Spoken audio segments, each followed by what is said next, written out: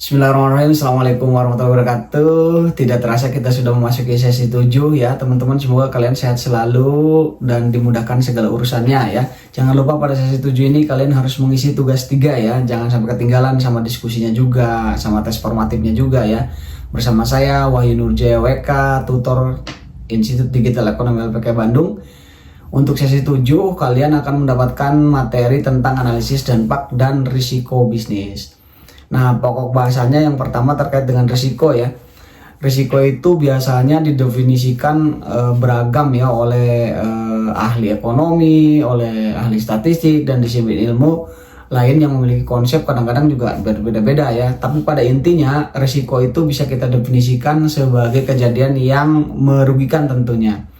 Nah, adapun berbagai kondisi yang dapat meningkatkan terjadinya resiko itu kita sebut namanya hazard ya. Ada 3 nih ya, ada physical hazard, ada moral hazard, dan ada legal hazard ya. Nanti kita akan belajar itu.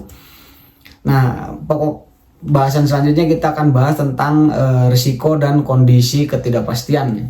Risiko itu dipengaruhi oleh beberapa hal ya teman-teman. Yang pertama keterbatasan dalam hal sumber daya informasi, kemudian kelemahan dalam perencanaan yang tidak komprehensif, biasanya itu, kemudian ya keterbatasan pengetahuan tentunya. Nah, sementara ketidakpastian itu dapat diklasifikasikan dalam 3 hal. Yang pertama ketidakpastian ekonomi, yang kedua ketidakpastian politik, yang ketiga adalah ketidakpastian alam ya.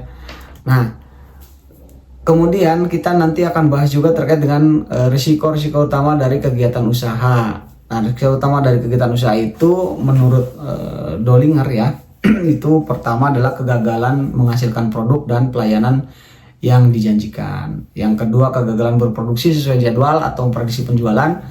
Dan yang ketiga adalah masalah dengan pemasok dan distributor. Itu risiko utama dari kegiatan usaha yang akan kita bahas nanti. Kemudian selanjutnya di pokok risiko pada masing-masing fungsi bisnis ini menurut Hussein Umar itu ada di aspek SDM, ada di aspek keuangan, ada di aspek pemasaran, ada di aspek produksi atau operasional, dan ada di aspek sistem informasi ya teman-teman. Nah, untuk manajemen risiko sendiri ini juga perlu nanti kita bahas di sesi 7 ya, yang terkait dengan manajemen risiko. Manajemen risiko itu adalah suatu sistem pengelolaan risiko secara komprehensif untuk tujuan meningkatkan kinerja perusahaan. Nah, ini paling penting dari sesi 7 ya. Nah, di mana manajemen risiko itu ada tahapannya ya. Yang pertama tentunya kalian harus ada perencanaan manajemen risiko, ada pelaksanaan manajemen risiko, dan terus ada pengendaliannya.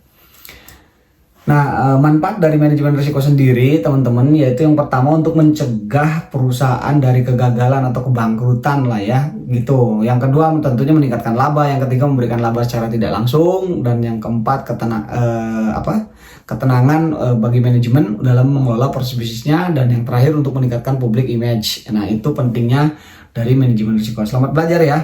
Jangan lupa diskusinya diisi. Mantap.